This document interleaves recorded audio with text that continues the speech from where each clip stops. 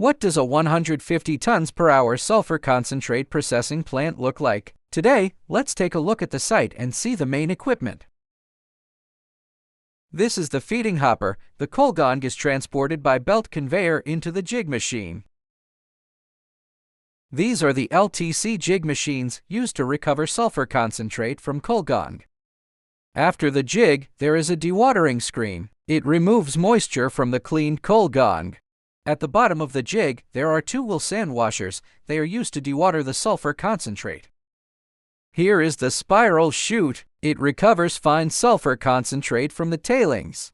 At the bottom, several shaking tables are installed. They further upgrade the sulfur concentrate and improve the final grade.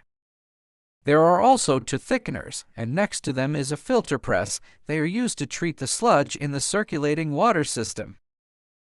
Except for the crusher and vibrating screen, most of the equipment has already been installed on site. If you are interested in a sulfur concentrate processing plant, feel free to contact us.